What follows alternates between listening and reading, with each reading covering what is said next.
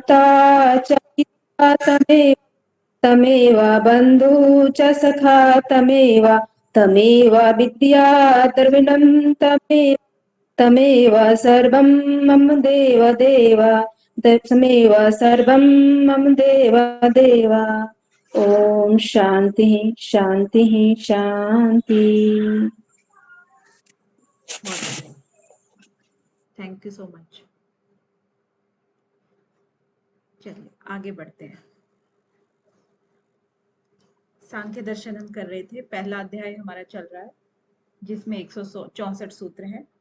इसमें जो बताया गया था अभी तक, किसी भी शास्त्र में दुखों को दूर करने के ही उपाय बताए जाते हैं, और उन उपायों को बताते हुए आगे चल रहे थे हम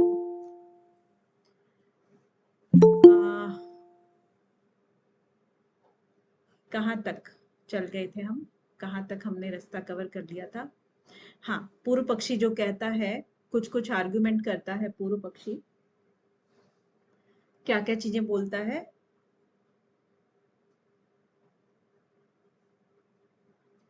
क्या क्या चीजें बोलता है वो, हाँ,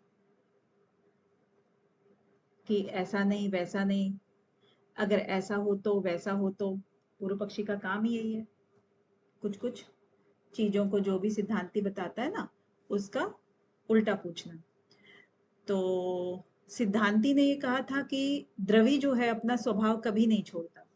तो उसने क्या कहा कि नहीं नहीं, ऐसा कहाँ होता है, जहाँ श्वेत वस्त्र होता है या बीज होता है, तो श्वेत वस्त्र के ऊपर भी रंग जो है सब चढ़ जाते हैं, तो उसका कलर भी चेंज हो जाता है। तो द्रवी ने अपना स्वभाव छोड़ दिया, और बीज जब अंकुरित हो जाता है तो फिर वो दोबारा बीज पैदा होने लायक नहीं रहता है, तो उसने भी अपना स्वभाव छोड़ दिया।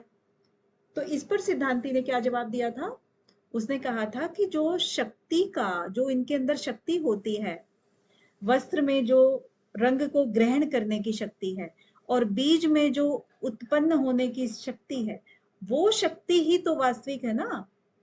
तो उस शक्ति का उद्भव और अनुद्भव होता है, जो उसका स्वाभाविक गुण है वो कभी नष्ट नहीं होता। वही तो उसमें गुण था जो कि उसने यूज किया। ठीक है, तो फिर उसके बाद पूर्व पक्षी थोड़ा सा मान लेता है बात कि चलो ठीक है, आप कह रहे हो तो मान लेते हैं। तो जीवात्मा जो है किसी निमित्त के कारण से बंधन में आया, भाई वो स्वभाव से तो मुक्त है जैसे आप बता रहे हो, किसी कारण से आ गया बंधन में, तो अब उसके लिए मोक्ष का उपदेश तो होना चाहिए। और मोक्ष का उपदेश हो जाएगा जब जब कारण हट जाएगा, है ना। ढूंढेंगे अभी तो कारण कौन सा है, कारण ही ढूंढने के लिए इतनी सारे अब सूत्र लिखे हैं उन्होंने कि क्या कारण है जिसके कारण की बंधन में आ गया आत्मा। तो अब यहाँ पर युक्तियां हैं, प्रयुक्तियां हैं, इनके माध्यम से कुछ आगे के सूत्र हैं। तो सबसे पहले वो काल को लेते हैं।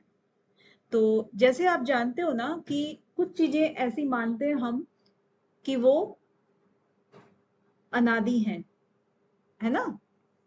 कौन है, जैसे काल वगैरह है, आकाश है, काल है, इनको हम कोई अंत नहीं मानते इनका। तो काल जो है, न काल योगतः व्यापिनः नित्यस्य सर्व संबंधात, न काल योग तो व्यापिनः। अब यहाँ अलग अलग करने पर नहीं, तो ऊपर वाला है न काल योग तो व्यापिनो नित्यस्य सर्व संबंधात। तो काल योगत नह नह, यानी कि काल का जो संबंध है, यहाँ पर क्या कह रहे हैं कि जीवात्मा जो है उसके साथ में काल का संबंध नहीं है। जीवात्मा का काल के साथ में कोई संबंध नहीं है जिससे कि वो बंधन में आए, है ना। क्योंकि हमने क्या है, बंधन का कारण तलाशना है अभी। कारण या निमित्त कहो, एक ही बात है। तो बंधन का कारण पहले इन्होंने काल को नाम लेकर के कहा।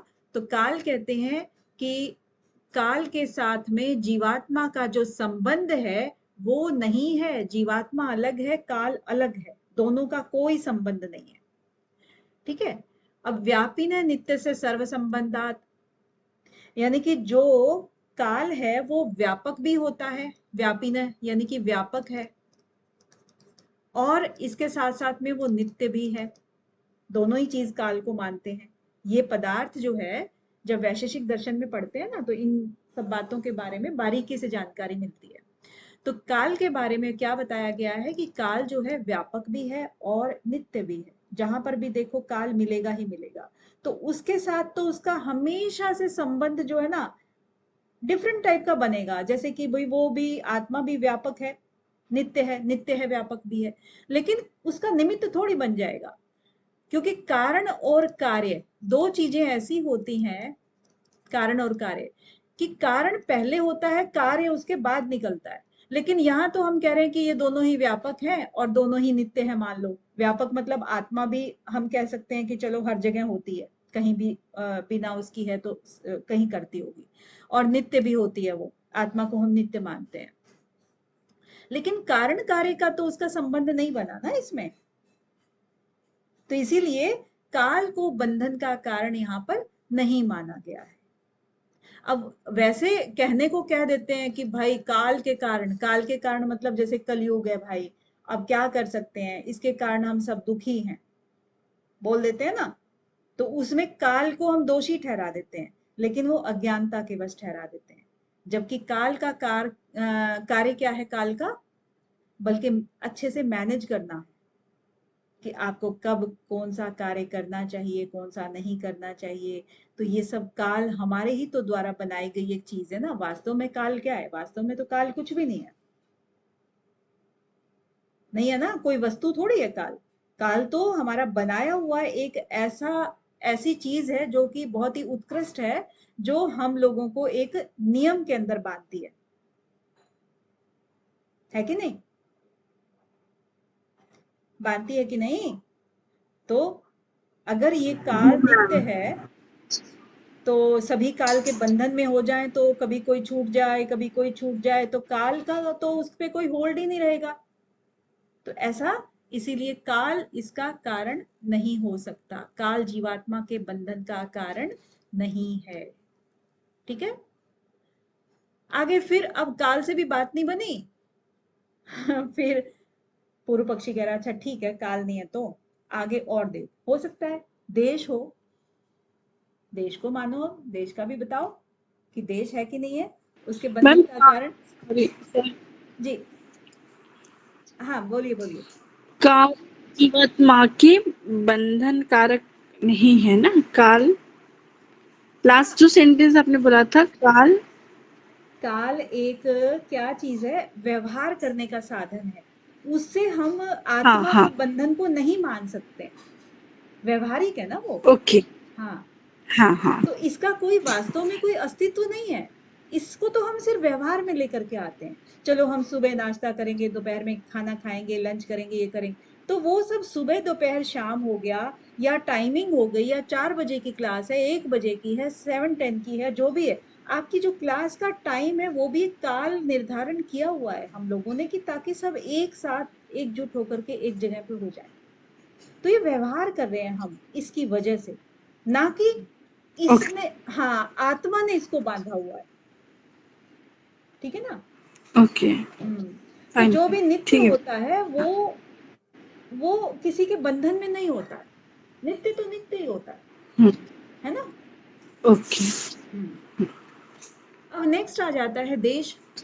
अब कहते हैं चलो ठीक है, स्थान लगा लो, काल नहीं तो स्थान लगा लो। अब स्थान के बंधन में है क्या आत्मा? तो कहते हैं न, फिर न कर दिया इसने सूत्र में, न, न देश योग्यता अपि अस्मात्, मतलब वो देश के भी बंधन में नहीं है, स्थान के बंधन में भी नहीं है। तो अब यहाँ पर स्थान या देश का मतलब क्या है? यहाँ पर स्थान ले लो, देश ले लो, क्योंकि सूत्र में देश का प्रयोग हुआ है।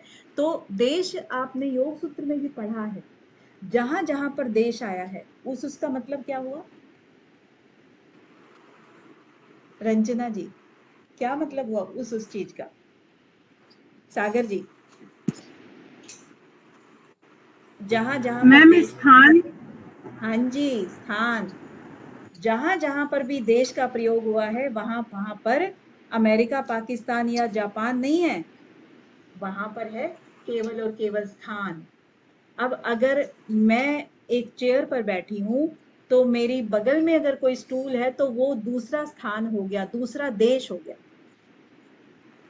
योग की भाषा में देश का मतलब, सूत्रों की भाषा में देश का मतलब अलग जगह से संबंधित है। ठीक है, तो न देश योगत अपि अस्मात्, तो जो देश है, जो स्थान है, वो भी, उसके कारण से भी जीवात्मा बंधन में नहीं है। ठीक है, क्योंकि स्थान जो है, स्थान, और स्थान को हम दूसरे शब्दों में क्या कह देते हैं? आकाश। आकाश ही होता है ना, स्थान देता है। कहते हैं ना कि भाई जो आकाश है वो सभी को स्थान देता है, सभी को आश्रय देता है। ये बात तो सुनी होगी आपने, अभी तक आपने इतना योग हाँ का मैम। अध्ययन कर लिया। ठीक है, तो आकाश हाँ सभी को स्थान देता है। तो स्थान देता है, इसका मतलब कि जब स्थान दे रहा है तो बड़ा देश, हाँ, फिर वो उसका बंधन कैसे हुआ? जीवात्मा का बंधन नहीं है फिर वो। आकाश देश से उसके मोक्ष का उपदेश किया गया, ऐसा भी नहीं है कि हम ये कहें कि भाई उसने जो है ना मोक्ष दिला दिया है इसको। मुक्ति पाने का कोई भी जो साधन है ये नहीं है आकाश से कि भाई आकाश का तुम कर लोगे तो मुक्ति हो जाएगी, ऐसा कुछ भी नहीं है। तो ये काल जैसा ही देश है, यानी कि ये दोनों नित्य हैं, व्यापक है। तो नित्य और व्यापक की चर्चा पहले हो ही चुकी है कि जो ये चीजें हैं तो वो आत्मा को मुक्ति नहीं दिला सकती। आकाश को भी नित्य माना है ना।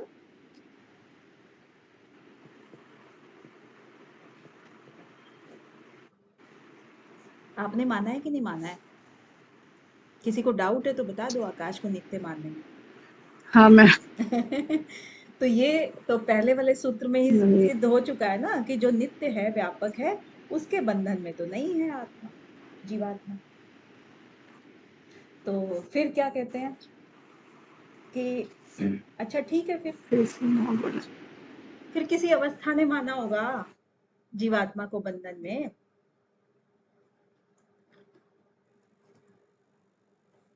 आजकल मेरा गला सूख जाता है बोलते बोलते ना, खराश होती है। तो फिर कहते हैं कि किसी अवस्था ने माना होगा, फिर ठीक है। अब काल भी आपने मना कर दिया, देश भी मना कर दिया, तो कोई अवस्था होगी। अब अवस्था का मतलब यहाँ पर देखते हैं कि अवस्था क्या चीज है। अवस्था मतलब जैसे हमारी बाल्यावस्था होती है, यौवनावस्था होती है, वृद्धावस्था होती है, प्रौढ़ावस्था होती है, इस तरह से करके अवस्थाएं होती हैं। तो क्या वो जीवात्मा को बांधे रखती है? वो कैसे बांधेगी? क्योंकि आत्मा तो खुद शरीर के अंदर है। और हम योग के अंदर कति चर्चा कर भी चुके हैं कि शरीर यानी प्रकृति की जो 5 भूतों से बनी हुई चीज है, केवल उसी में परिवर्तन होता है, आत्मा में तो परिवर्तन ही नहीं होता, वो तो वही की वही रहती है। तो फिर ये सब चीजें जो है ना, किसके धर्म है? ये शरीर के धर्म है। क्या चीज? अवस्थाएं जो है वो शरीर के धर्म है। तो शरीर के धर्म है तो इससे आत्मा कैसे बंधा हुआ हो सकता है? नहीं ना, मतलब बंधा हुआ तो होता है लेकिन वो किसी निमित्त के कारण बंधा हुआ है। तो वो निमित्त कह रहे हैं, क्या वो निमित्त शरीर के धर्म है, यानी कि वो अवस्थाएं हैं? ये अवस्थाएं नहीं है, ये चीज नहीं करती है। वो तो आ जाता है, कोई और निमित्त है, उस निमित्त के कारण से शरीर के अंदर आया वो आत्मा। अभी वो हमें मिला नहीं है वो निमित्त, लेकिन शरीर का भी इसने मना कर दिया, अवस्था का भी मना कर दिया इसने।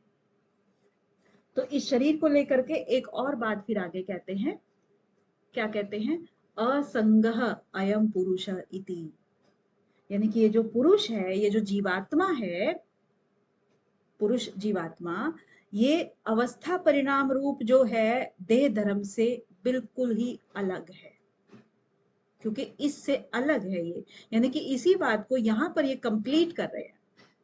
पहले कहा कि न अवस्थातः देह धर्मत्वात् तस्या, यानी कि उससे, अवस्था से, ये देह धर्म के जो चीजें हैं, देह की धर्म की जो चीजें हैं, वो अवस्थाएं भी इसके बंधन का कारण नहीं है।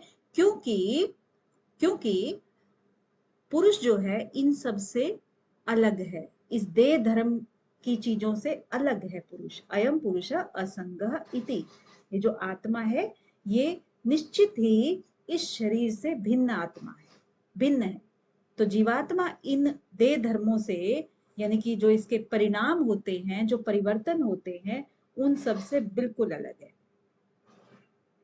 ठीक है, तो यही चीज यहाँ पर साबित करने के लिए कुछ एक ग्रंथों में भी लिखा हुआ है कि वृद्धारण्यक में भी एक चीज है कि असंगो हय्यम पुरुषः, यानी कि पुरुष जो है वो कंप्लीटली अलग है, असंग है।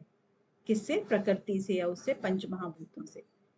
तो श्रुतियों में भी ये चीज कही गई है कि पुरुष जो है किसी से भी घुलता मिलता नहीं है ना? कहा गया है ना, चित्तिर शक्ति अपरिणामी कहा गया है। तो ये सब चीजें असंगता को, पुरुष की असंगता को साबित करती हैं, सिद्ध करती हैं।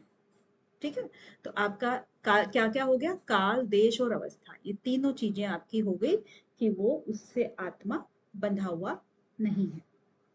अब देखो, काल, आकाश इनसे नहीं है, ये बात हो गई, अवस्था की भी हो गई। अब क्या कर्म से बंधा हुआ है? कर्मों से बंधा हुआ है, जो कि हम कर्म करते हैं उनकी बात कर लेते हैं। अगर ऐसा करें तो, ऐसा कहें तो, यानी कि ये सारा का ना प्रश्नकर्ता ही पूछ रहा है कि भाई ये है या ये है या ये है। ठीक है, बीच बीच में देखो यहाँ पर भी जवाब दिया जा रहा है ना, बीच बीच में जवाब भी दे रहे हैं। तो फिर कह रहे क्या कर्म से बंधा हुआ है? अगर हम ऐसा मान लें तो फिर आगे कहता है कि न कर्मणा अन्य धर्मत्वात् अति प्रसक्ते च, यानी कि कर्म शब्द का जो अभिप्राय होता है वो क्या होता है? साधन, जैसे अंतःकरण है, बाह्यकरण है, ज्ञानेंद्रियां हैं, कर्मेंद्रियां हैं, ये सब के सब करण आते हैं। तो यहां पर कर्म का मतलब क्या होगा? कर्ण। करण, करण कौन कौन सी हो गई? जो हमारे क्रिया करते हैं जिन चीजों से, कभी हम मन से क्रिया करते हैं, कभी तन से करते हैं। मन से करते हैं तो अंतःकरण के द्वारा करते हैं, और तन से करते हैं तो बाह्यकरण के द्वारा करते हैं। ठीक है, तो वो कर्ण हो गए। तो जो क्रिया है वो कर्म है। तो जो कर्ण हो गए, अंतःकरण या बाह्यकरण, उनसे भी आत्मा बंधा हुआ नहीं है, क्योंकि ये कर्म तो अहंकार के धर्म है। किससे पैदा होते हैं ये? अहंकार से। बताया था ना, आपको सबको पता है कि अहंकार से क्या पैदा होता है? सात्विक अहंकार से। चतुरस्रम। हाँ, नहीं क्या बोले आप रेणुका जी क्या पैदा होता है? अब तो सुनना है मैंने बोला सतरस्तम।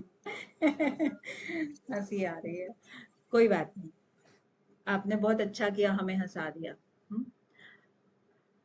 वो क्या है ना, सत्वरजतम मूल प्रकृति के गुण हैं, और सत्वरजतम से या मूल प्रकृति से या सत्वरजतम की जब रेशो में गड़बड़ हो जाती है ना, तो फिर क्या पैदा होता है? महत तत्व तब पैदा होता है। महत तत्व पैदा होता है इससे, क्योंकि ये जो है मूल प्रकृति है, जिसको हम कहेंगे मूल प्रकृति, या इसको प्रधान भी कहते हैं कहीं कहीं। आपने अगर प्रधान शब्द आ जाए तो उससे भी घबराना नहीं है। प्रधान भी मतलब प्रकृति को ही कहते हैं, है ना? किसी एक को प्रधान फिक्स कर दिया, यानी कि उनका हेड।